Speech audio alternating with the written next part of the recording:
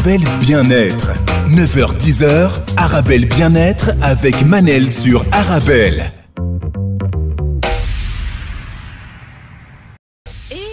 Retrouve pour notre rendez-vous quotidien 100% bien-être 9-10h sur Arabelle. Aujourd'hui, je reçois Monsieur Mohamed El Menjra, spécialiste en transformation rapide. Comment se reconstruire après un échec financier? C'est la suite aujourd'hui. On va voir comment soigner la blessure de l'échec, faire le deuil et comment élargir son horizon pour mieux rebondir. Je vous rappelle que vous pouvez toujours participer à l'émission en envoyant vos questions, vos réactions par SMS au 0488 106 800. Je répète, 0488 106 800. Bonjour, Monsieur Mohamed El Menjra.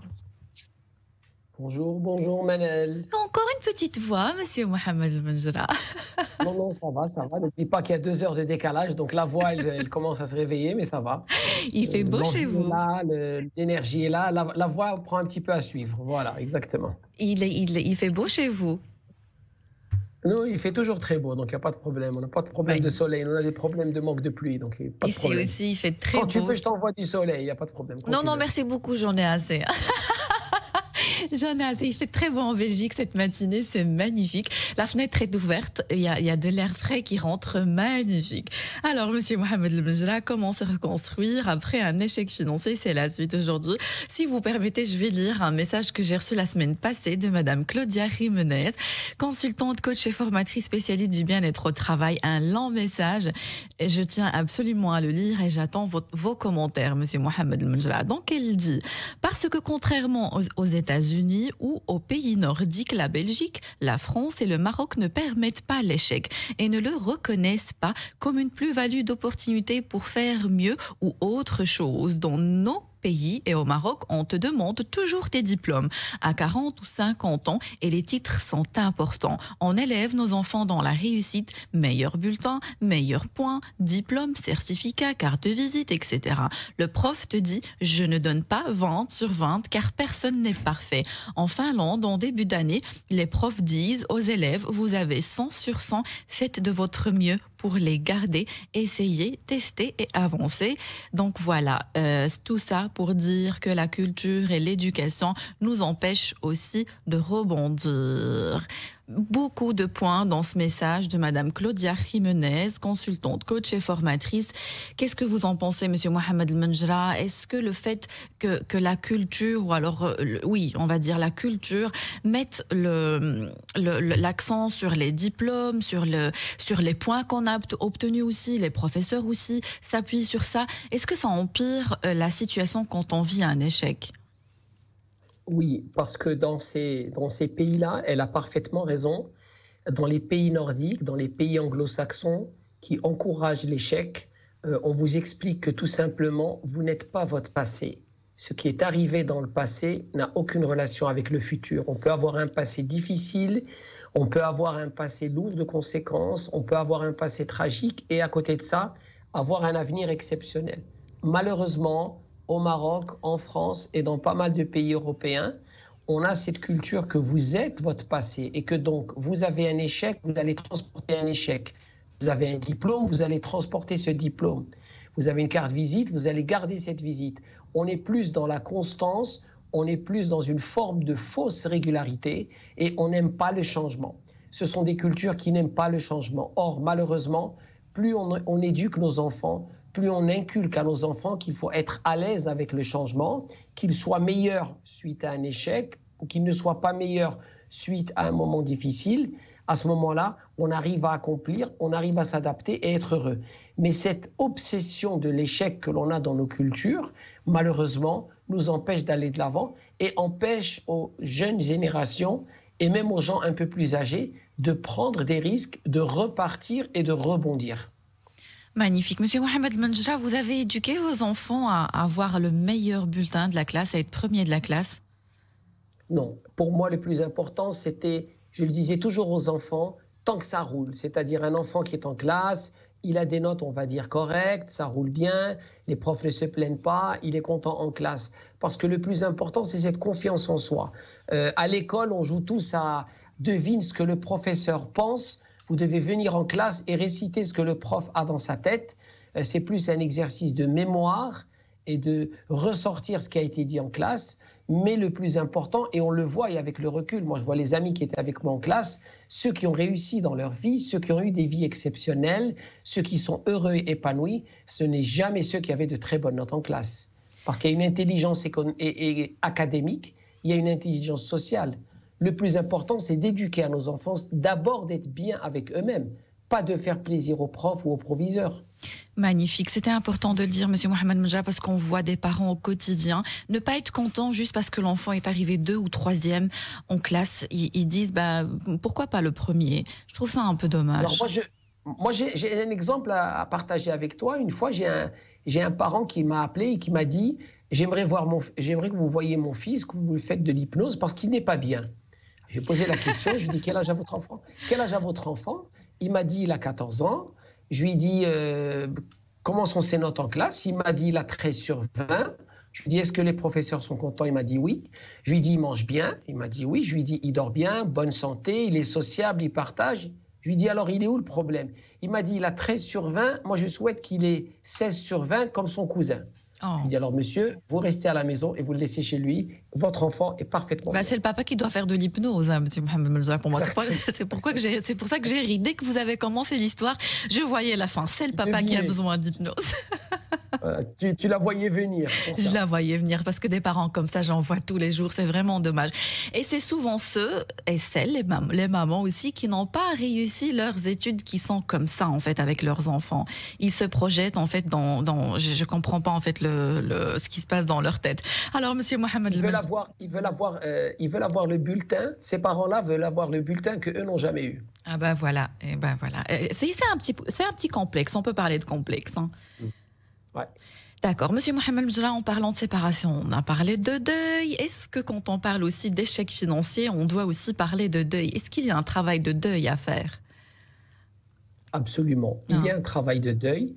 Et le travail de deuil, suite à un échec financier, c'est de bien comprendre, c'est de faire le bilan et de se dire qu'est-ce qui se passait, qu'est-ce qui s'est passé, pourquoi, comment, quelles sont les leçons à tirer, qu'est-ce que je ferai différemment la prochaine fois. Et pour moi, le plus important quand on a un échec financier, quand on cherche à surmonter cet échec financier, c'est de faire la différence entre l'échec et échouer. L'échec, c'est temporaire, c'est de courte durée. C'est en attendant des réussites à venir. Par contre, échouer, c'est maintenir cette conviction en interne que parce qu'on a eu un échec, quelque chose de temporaire dans le passé, on ne réussira rien dans le futur. Et c'est justement le travail de deuil, c'est tout cet effort que l'on doit faire en interne pour se reconstruire et dire on n'est pas notre passé. Et un échec, c'est quelque chose de temporaire et qu'on doit rapidement tourner la page et s'en sortir meilleur. Magnifique. Quand on a parlé de séparation et de divorce, monsieur Mohamed Menjra, on a parlé de quelques étapes. Le déni, la colère, la peur, la tristesse, puis l'acceptation.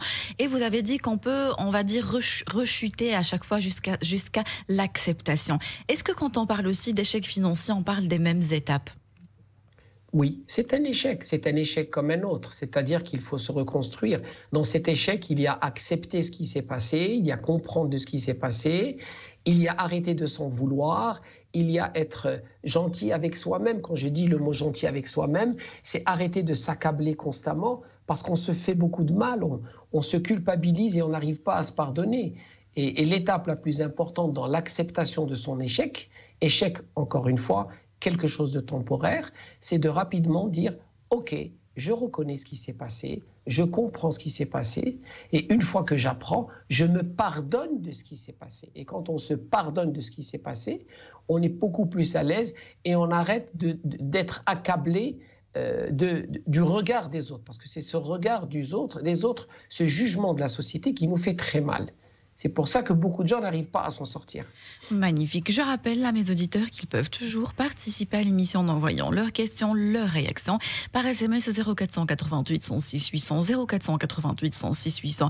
Monsieur Mohamed Menjra a un message de Dania sur Instagram. Un très long message, je retiens 2 choses. Donc elle dit elle a été licenciée il y a 1 mois. Et elle dit j'ai du mal à accepter les choses.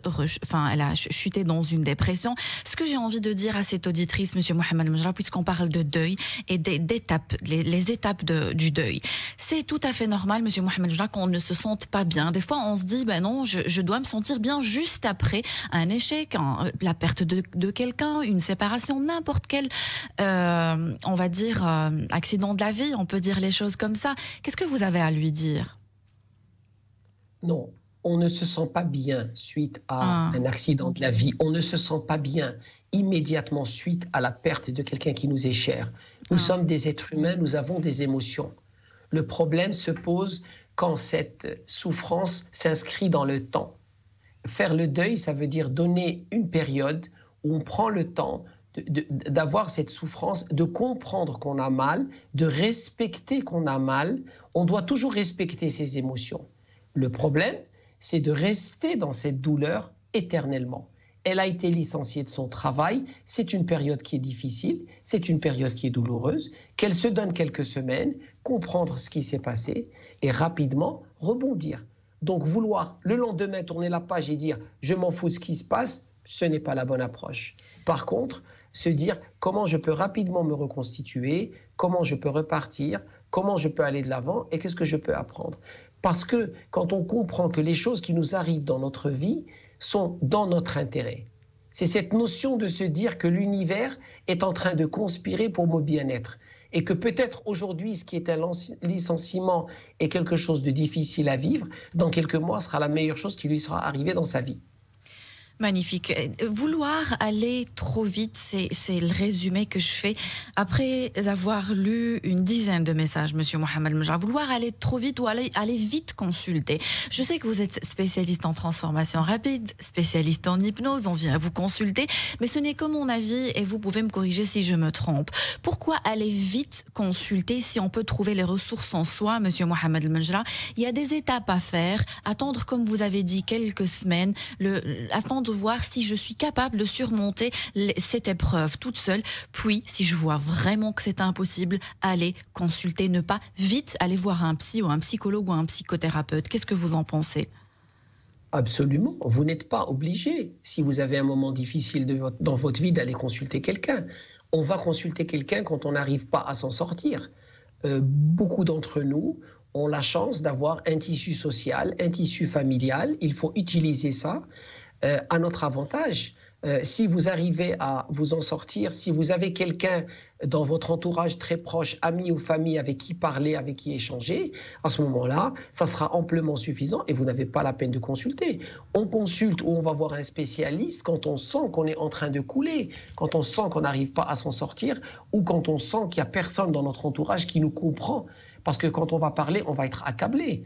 Mais cette capacité de se reprendre en main tout seul est une qualité qui doit être développée avec le temps. Vous avez la capacité de vous en sortir tout seul, vous avez la capacité de rebondir, vous avez la capacité de construire des choses extraordinaires. Ce n'est seulement que si des fois vous sentez que vous voulez un petit coup de pouce, qu'il faut aller voir quelqu'un. Mais on ne peut pas dans la vie, chaque fois qu'on a un problème, on va consulter quelqu'un. C'est pas du tout possible. Magnifique ce que vous dites. Aussi, chercher les ressources en soi.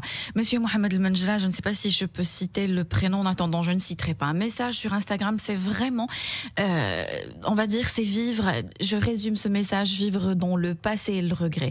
Elle dit: coucou Manel, moi j'ai du mal à digérer. À 43 ans, de ne pas avoir fait de projet alors que j'avais tout ce qu'il fallait, un boulot, de l'argent, et aujourd'hui j'ai honte et j'ai du mal à avancer. Je me dis, une maison il y a 15 ans c'était à 150 000 euros, maintenant c'est à 350 000 euros. J'en veux à mon mari, je m'en veux aussi et je me dis, il est bête. Lui, il n'a pas l'air d'être touché. Moi, je souffre. Donc, Monsieur Mohamed Mjra, c'est vraiment le chemin le plus court vers le mal-être et la tristesse. Vivre dans le regret et dans le passé, ça peut même, on va dire, ruiner son couple. Qu'est-ce que vous avez à lui dire? Moi, je dirais à cette auditrice que la maison qui actuellement coûte 300 000 euros, dans quelques années, elle vaudra 500 000 euros. Donc, il n'est jamais trop tard pour acheter une maison. C'est comme le proverbe chinois, le meilleur moment pour planter un arbre, c'était il y a 20 ans et aujourd'hui. Donc, il n'est jamais trop tard pour démarrer. Vouloir être trop dans le passé, ça vous coûte votre avenir. C'est trop facile de revenir en arrière, c'est trop facile de dire j'aurais dû faire ça, mais si on pouvait revenir en arrière et qu'on avait la boule de cristal, notre vie serait différente. Par contre, gardez en vous cette idée, cette conviction qu'il y a toujours des opportunités, qu'il y a toujours des possibilités. Elle veut acheter une maison, il n'est jamais trop tard. Elle veut démarrer un projet, il n'est jamais trop tard. C'est elle qui décide quand est-ce que la partie est terminée. Ce n'est pas quelqu'un d'autre. Alors, la meilleure des choses, c'est se dire très bien, je n'ai pas acheté une maison dans le passé, eh bien aujourd'hui, je vais en acheter une. Magnifique. Se comparer aux autres, c'est d'une tristesse. Chacun son parcours, chacun son passé. Et puis, Monsieur Mohamed Menjra, il y a des gens qui qui achètent une maison à 20 ans, à 30 ans, à 43 ans, tout s'écroule. C'est-à-dire que c'est pas parce qu'elle commence plus tard que ce n'est jamais trop tard quand vous dites. Alors, Monsieur Mohamed Menjra, encore beaucoup de questions. Mais si vous permettez, on va devoir prendre une courte page publicitaire et on se retrouve juste après la pause. Restez avec nous. Vous êtes bien sûr Arabelle. Arabelle Bien-être. 9h-10h, Arabelle Bien-être avec Manel sur Arabelle. Se retrouve pour notre rendez-vous quotidien 100% bien-être 9-10h sur Arabelle. Aujourd'hui, je reçois Monsieur Mohamed El Menjra, spécialiste en transformation rapide. Comment se reconstruire après un échec financier? C'est la suite aujourd'hui. Je vous rappelle que vous pouvez toujours participer à l'émission en envoyant vos questions, vos réactions par SMS au 0488 106 800 0488 106 800. Rebonjour Monsieur Mohamed El Menjra. Rebonjour Manel. Alors, permettez-moi de lire ce message de Salma sur Instagram. Elle dit: j'ai mis tous mes économies dans un salon de coiffure. Avec la crise actuelle, j'ai fait faillite.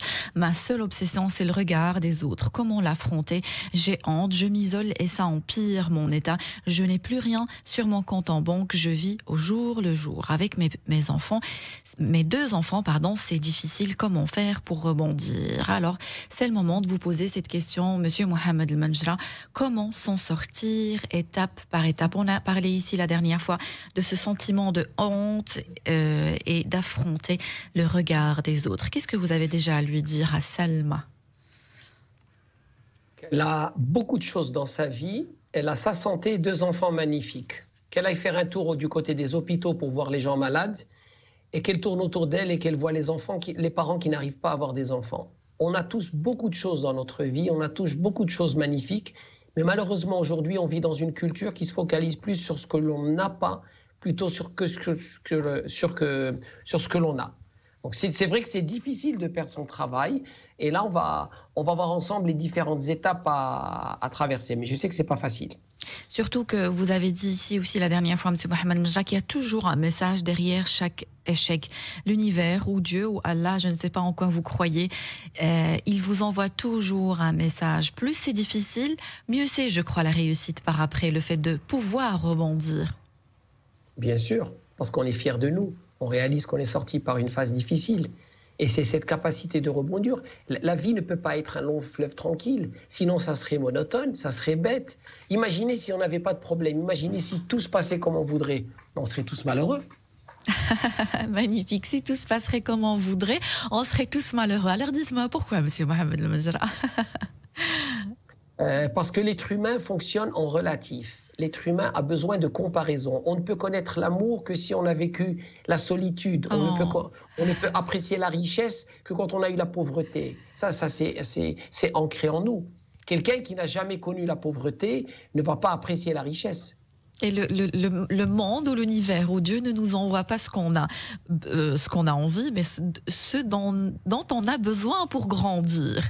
Alors, Monsieur Mohamed El Menjra, les étapes, on peut parler. Sur Internet, on peut trouver beaucoup de choses. On peut trouver la thérapie par l'écriture, on peut parler d'hypnose, vous êtes spécialiste en hypnose, le coaching en gestion émotionnelle, les médicaments, vous avez dit ce que vous en pensez. Vous, votre méthode pour s'en sortir, Monsieur Mohamed El Menjra, première étape.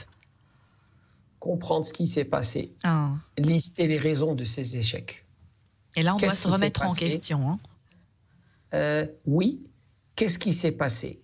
Qu'est-ce que je n'ai pas bien fait? Qu'est-ce qui n'a pas marché? Et lister, d'abord comprendre pourquoi ça a échoué. Et donc ici, je me retrouve en train de me dire, c'est la faute à la pluie et du mauvais temps, et c'est la faute à l'autre, et c'est la faute à mon employé, c'est la faute à mon patron, c'est la faute à... On va jamais avancer dans la vie, Monsieur Mohamed Majra. On a toujours une responsabilité dans un échec. Bien sûr, parce qu'on va dire, quand ça marche pas, c'est à cause des autres, et quand ça marche, c'est grâce à moi. C'est trop facile. Magnifique. Alors, Monsieur Mohamed Majra, ici, Hicham sur Instagram, un peu furieux, il dit, on parle de comment s'en sortir, mais il faut d'abord parler d'anticipation. Alors, c'est pas le sujet de l'émission, parce qu'on a déjà fait une émission sur comment, on a fait une émission sur comment se lancer, ou lancer un projet, ou se lancer dans l'entrepreneuriat. Ce n'est pas le sujet de l'émission, mais alors, anticiper, Monsieur Mohamed Majra, qu'est-ce que vous avez à dire à Hicham? Anticiper, on fait du mieux qu'on peut. Aujourd'hui, personne au monde n'est capable de se dire qu'est-ce qui va se passer dans 1 ou 2 mois. On doit accepter de naviguer dans le brouillard, on en a parlé.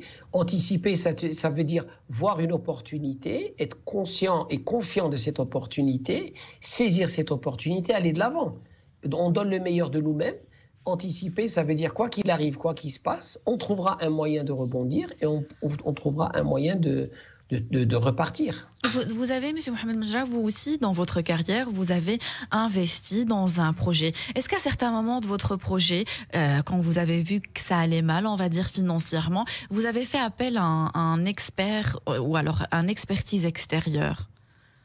Oui, quand j'avais démarré un projet, j'avais mis dedans 250 000 euros. Ah, quand même. Et au bout d'un moment, j'ai vu que le projet, les choses n'allaient pas comme ça devait se passer.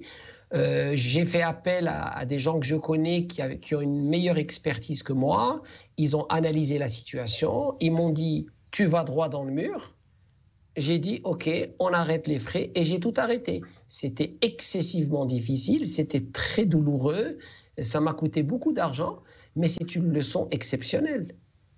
C'est une leçon exceptionnelle. Sans cet échec, Monsieur Mohamed Majra, votre vie aurait changé maintenant? Oui, absolument. Moi, je pense que je suis ma meilleure version grâce aux échecs cuisants que j'ai eus dans ma vie. Magnifique. Alors, un SMS, Salam, bonjour. J'aimerais savoir où se trouve le cabinet de consultation de votre invité, s'il vous plaît. Merci beaucoup. Alors, Monsieur Mohamed Majra, spécialiste en transformation rapide, expert en hypnose, n'a pas un cabinet de consultation en Belgique, mais vous pouvez aussi le consulter en ligne. Pour prendre contact avec lui, c'est très facile. Il est tagué sur la page d'Arabelle sur Instagram. Arabelle sur Instagram, sur les stories, vous allez voir Monsieur Mohamed Majra, ou alors aussi le contacter via Facebook. Votre page Facebook ou compte Facebook, Monsieur Mohamed Majra, c'est lequel?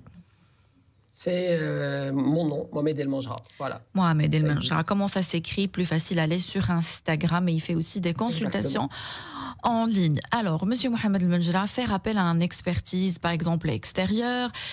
Si on se sent pas bien, après, on va dire 1-2 mois, aller quand même consulter un psychologue, psychothérapeute, coach ou n'importe pour pouvoir en parler à n'importe qui.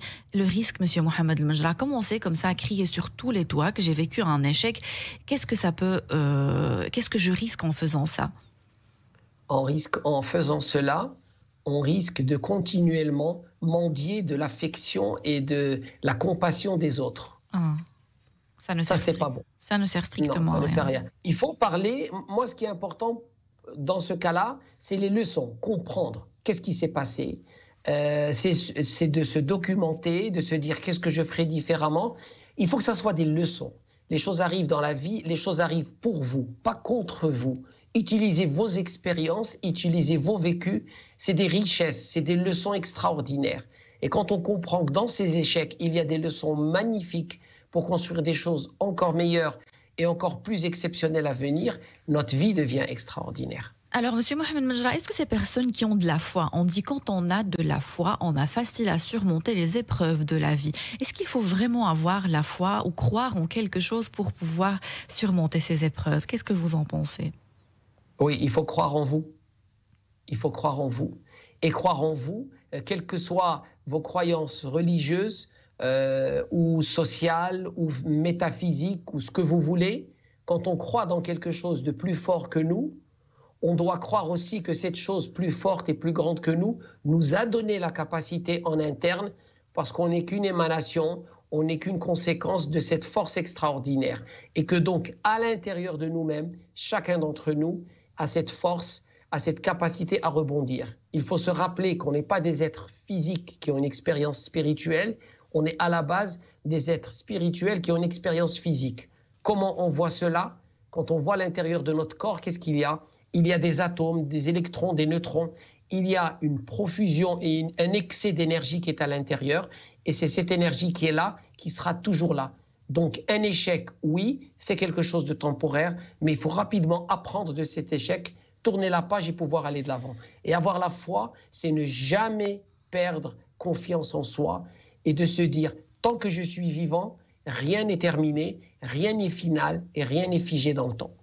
Magnifique, croire en soi, c'est très important. Je rappelle à mes auditeurs qu'ils peuvent toujours participer à l'émission en envoyant leurs questions, leurs réactions par SMS au 0488 106 800. 0488 106 800. Monsieur Mohamed El Menjra, recommencer. Est-ce qu'il y a un temps de pause à faire avant de recommencer ? Par exemple, moi, l'erreur que je fais des fois après un échec, je ne m'arrête pas. Je ne me donne pas le droit de prendre une petite pause, peut-être voyager, peut-être me reposer un peu. J'ai envie vite de rebondir et ça me met une pression folle. Qu'est-ce que vous avez à nous suggérer à ce niveau-là ? Ça dépend des tempéraments. Le plus important, si tu as envie de rebondir et repartir vite, si tu veux repartir vite parce que ça te motive et ça te permet d'être bien dans ton état mental, il n'y a aucun problème. Le plus important, c'est prendre soin de son état mental et bien sûr, ne pas oublier, et ça j'insiste, prendre soin de son physique. C'est le physique qui prend soin du mental et pas le mental qui prend soin du physique. Faites du sport, bougez, une activité physique. Quelqu'un qui a eu un échec financier, quelqu'un qui a eu un échec difficile dans sa vie, mon premier conseil, c'est bouger physiquement. C'est un antidépresseur. Inscrivez-vous à une salle de sport. Ah oui. Ah oui. C'est le meilleur reboostant, c'est le meilleur motivateur. C'est pour deux raisons. D'abord parce que bouger physiquement, ce que les hormones font à votre corps, à votre cerveau, les hormones du bonheur, dopamine, endorphine, les hormones de l'humeur comme la sérotonine sont fortement sécrétées quand on fait du sport et une activité physique. Et à côté de ça, quand vous faites du sport, vous vous sentez utile, vous vous sentez bien, vous sentez que vous avez accompli quelque chose. Je suis parti à la salle, j'ai fait mon sport, je me sens bien, j'ai accompli quelque chose. L'autre chose sur laquelle je voudrais insister, qui est très importante, quand vous voulez rebondir, faites du bien, donnez aux autres, faites un geste de compassion envers les autres. Vous allez voir, ça va vous changer. On prend soin de soi quand on donne, quand on est dans la bienveillance. C'est juste incroyable. Ouais. En donnant aux autres, on prend soin de soi. Vous avez parlé d'activité physique, c'est très important, Monsieur Mohamed Menjra. La sédentarité, ce n'est pas seulement dangereux pour le cœur et les maladies, où ça provoque les maladies cardiovasculaires, mais c'est aussi pas bon pour le moral. La sédentarité, rester pleurer dans son coin, l'isolement. Ici, j'ai envie de vous poser une question par rapport au rôle de l'alimentation et le sommeil. Vous êtes spécialiste en nutrition sportive aussi, Monsieur Mohamed El Menjra, mais si vous permettez, ça va être juste après la pause. Restez avec nous. Vous êtes bien sur Arabelle. Arabelle Bien-être. 9h-10h, Arabelle Bien-être avec Manel sur Arabelle. Magnifique chanson. Et on se retrouve pour notre rendez-vous quotidien 100% bien-être 9-10h sur Arabelle. Aujourd'hui, je reçois Monsieur Mohamed El Menjra, spécialiste j'ai mon casque qui tombe, Monsieur Mohamed El Menjra, c'est à cause de mon serre-tête. Je reçois Monsieur Mohamed El Menjra, spécialiste en transformation rapide, expert en hypnose et aussi spécialiste en nutrition sportive. Monsieur Mohamed El Menjra, je vais juste rappeler à mes auditeurs qu'ils peuvent toujours participer à l'émission en envoyant leurs questions, leurs réactions par SMS au 0488 106 800, 0488 106 800. Avant la pause, Monsieur Mohamed El Menjra, vous avez parlé du sport comme antidépresseur. Il y a le sommeil et l'alimentation saine. On néglige souvent l'importance du sommeil et d'une alimentation saine. On peut vite sombrer, vous l'avez dit, dans une dépression à cause du manque de sommeil. Alors, qu'est-ce que vous avez à nous rappeler, on va dire, parce qu'on a déjà parlé de ce sujet dans cette émission? L'alimentation, bien sûr, c'est très important. Comment on peut avoir l'énergie nécessaire pour rebondir si on mange mal? C'est quoi bien manger? C'est le bon gras, ce que j'appelle le bon gras. Les oméga 3, Monsieur Mohamed Majra, c'est un peu à la mode maintenant. Qu'est-ce que vous en pensez? Prendre des oméga 3. C'est pas que c'est à la mode, c'est qu'on en parle. Il y a les oméga 3, quand les gens mangent du poisson, c'est beaucoup d'oméga 3. Quand on mange des sardines, il y a énormément d'aliments qui ont des oméga 3. C'est juste qu'aujourd'hui, c'est un peu plus, d'un point de vue marketing, c'est bien de parler certains compléments alimentaires. Avoir une bonne alimentation, c'est d'abord manger le bon gras, le saumon, l'avocat, l'huile d'olive, beaucoup de bonnes protéines, poulet, poisson, boire beaucoup d'eau, beaucoup de légumes, surtout éviter les calories vides, c'est-à-dire les aliments sans apport nutritif, chips, cookies, autres chocolats et autres. Bien sûr, les boissons gazeuses à bannir. Donc déjà, commencez par bien s'alimenter, commencez par bien dormir. Le sommeil réparateur, on ne le dira jamais assez, c'est avant minuit. Essayez de faire 6, 7, voire 8 heures de sommeil pour certaines personnes quand c'est nécessaire. L'activité physique. Et au début de l'émission, je te voyais comment tu étais en forme. On peut aussi parler de l'importance de la musique, l'importance de danser. Vous savez, quand vous dansez, quand vous bougez, vous ne pouvez pas être de mauvaise humeur. C'est impossible. Quelqu'un qui met son casque ou ses écouteurs et qui écoute de la musique, il ne peut pas être déprimé, il ne peut pas être pas bien dans sa peau. Donc quand vous n'êtes pas bien, bougez, apprenez à bouger physiquement. Marchez, écoutez de la musique, dansez, même dans votre chambre. Donc aujourd'hui, on a beaucoup de moyens pour pouvoir se reprendre en main. Il ne faut pas sombrer dans cette phobie, je ne suis pas bien, je vais voir quelqu'un. Non, je ne suis pas bien, je me reprends en main. Aller voir quelqu'un, c'est la dernière chose. Magnifique. Et de vous à moi, quand on n'est pas bien, la personne qu'il faudrait aller voir, c'est un coach sportif. Magnifique. Ça, c'est le plus important.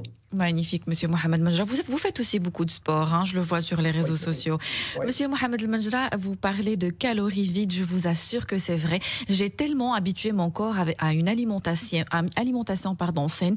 Hier, je me suis dit, je vais me permettre un petit écart. J'ai mangé un morceau de pizza. Aujourd'hui matin, vraiment, hein, je ne me sens pas bien à cause du pizza. En fait, mon corps ne supporte plus la malbouffe, tout simplement, et ces calories vides. Aussi, Monsieur Mohamed Majra, vous avez parlé de quelques aliments. Le chocolat noir, apparemment, il y a une substance qui est présente dans le cacao, on va dire minimum 75%. C'est aussi bien le chocolat, hein? Oui, c'est excellent. D'ailleurs, vous êtes dans l'un des pays de chocolat par excellence au monde. Le chocolat noir, quand on dépasse 70%, vous avez le cacao qui est une substance miracle, parce que quand on voit en Afrique ce que les gens guérissent avec le cacao, et vous avez aussi le magnésium. Le magnésium est excellent, le magnésium repose. Alors parmi les compléments alimentaires que moi je recommande, la vitamine C, 1 voire 2 grammes par jour, et aussi le magnésium, entre 300 et 600 mg par jour. Ça détend, c'est des compléments alimentaires naturels qui sont très bons. Donc bien manger, quelques compléments alimentaires, beaucoup d'eau, de l'exercice physique. Vous allez prendre soin de votre corps qui va pouvoir vous aider à induire un état où vous reprenez confiance en vous, où vous êtes bien. Et donc, suite à cela, vous allez pouvoir prendre les bonnes décisions pour continuer le parcours de votre vie et réaliser et construire des choses extraordinaires en vous disant que ces crises, ces moments difficiles, ces échecs que vous avez, qui ne sont que temporaires, sont peut-être source d'opportunités exceptionnelles à venir. Magnifique. Vous avez parlé de beaucoup de choses, Monsieur Mohamed Majra. Sport, nutrition, de sommeil, prendre soin aussi des autres. C'est aussi prendre soin de soi, être dans la bienveillance, beaucoup de choses. Se reposer. Le repos, Monsieur Mohamed Majra, pour finir cette émission, élargir son horizon, s'ouvrir pour se lancer dans un nouveau projet. Si vous avez un dernier conseil à nous donner, ça serait quoi, s'il vous plaît? Ça serait s'inspirer des réussites des autres, s'inspirer du parcours des autres. Il y a plein de biographies, il y a plein de documents sur Internet, lire. Moi, j'ai toujours trouvé ça très inspirant quand je passais par des moments difficiles de lire des histoires et des récits, des biographies de gens qui sont passés par des moments difficiles, des fois même beaucoup plus difficiles que les miens, et me dire que regarde ces gens-là, ils ont rebondi, regarde ces gens-là, comment ils ont réussi à tourner la page. Alors, c'est vrai qu'il y a plusieurs personnes dans votre émission qui ont parlé de perdre leur emploi, parce qu'ils doivent comprendre que le mot carrière est terminé. La carrière, c'est fini. Cette idée d'avoir un emploi qu'on va garder à vie, c'est terminé. Une personne aujourd'hui est appelée à avoir 4, 5, voire 6 occupations professionnelles dans sa vie. Alors il faut comprendre que quand vous arrêtez quelque chose, ce n'est pas pour rester dans cette chose, mais c'est pour rebondir et commencer quelque chose de nouveau et de meilleur. Magnifique, je vous remercie du fond du cœur, Monsieur Mohamed Menjra. Se prendre en main, l'échec est une blessure qu'il ne faut pas nier, mais soigner doucement et patiemment. Monsieur Mohamed Menjra, vous pouvez le retrouver sur Instagram, il est tagué sur la page officielle d'Arabelle. Arabelle sur Instagram, Monsieur Mohamed Menjra. Merci du fond du cœur d'avoir accepté encore une fois mon invitation, d'avoir répondu à mes questions et aux questions des auditeurs. Toujours un bonheur d'être avec vous, de partager, d'inspirer. S'il vous plaît, croyez en vos rêves. S'il vous plaît, croyez en ce que vous voulez faire. Et si quelque chose arrive et qui est difficile, dites-vous bien que l'univers est en train de conspirer pour votre réussite et pas contre vous. Merci, Monsieur Mohamed Menjra. Une école que je reçois chaque mardi sur Arabelle. Merci du fond du cœur. Merci, très chers auditeurs. Merci de nous avoir écoutés. J'espère que vous avez eu votre dose de vitamines. N'oubliez pas que le bonheur vous rend plus belle et plus beau. Fréquentez les gens heureux. Le bonheur est contagieux. Rendez-vous demain, si ce n'est pas late, 9h sur Arabelle. Arabelle Bien-être, 9h-10h, Arabelle Bien-être avec Manel sur Arabelle.